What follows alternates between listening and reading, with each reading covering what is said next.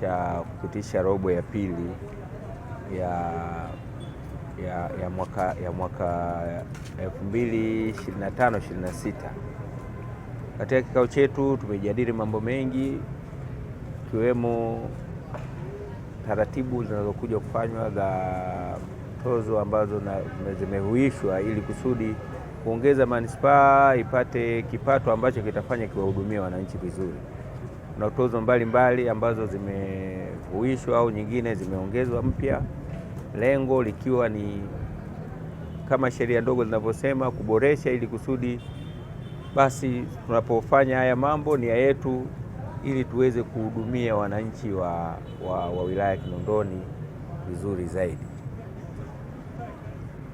Kadhalika sisi katika kata ya Kigogo, nafikiri kama mlivyosikia kwenye mkutano kwamba imependekezwa kata ile kuletwe machinjio ambayo yatakuwa kwa ajili ya manispaa ya Kinondoni. Manispaa ya Kinondoni pamoja na ukubwa wa manispaa yetu hakuwahi kuwa na machinjio ya kwetu moja kwa moja. Kwa hiyo ili jambo likikamilika litakuwa na faida kwa watu wa Kigogo na litakuwa na faida vile vile kwa watu wa manispaa nzima ya Kinondoni, kwa sababu walio wengi wanaenda kupata mifugo sehemu mbali, na naamini Kinondoni ni moja ya sehemu ambayo ina walaji wengi au ina walaji wakubwa wa nyama. Kwa hiyo naamini machinjio haya yakifunguliwa yatapunguzia safari watu ili kusudi waweze kupata huduma karibu. Na kuhusu miradi ambayo inaendelea, tuna ujenzi wa madarasa katika shule zetu, na kulikuwa na ujenzi unaendelea wa barabara ya zege ambayo inajengwa katika barabara hii inaitwa ya Chengula katika kata ya Kigogo.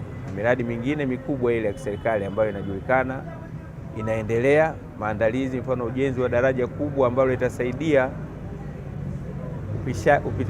upitaji wa maji katika mto wa Msimbazi, ambalo linahusishwa na barabara ya BRT, na muda si mrefu nafikiri watu wa BRT wataanza mradi wa kutoka Kigogo kwenda Segerea, barabara ya mabasi tunayoita mwendo kasi.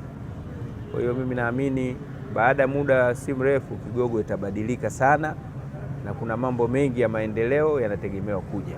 Kwa hiyo nafikiri tunabidi tusipate ushirikiano kwa wananchi, wajue kwamba serikali iko pamoja nao na inapambana kusudi kuondoa changamoto zao.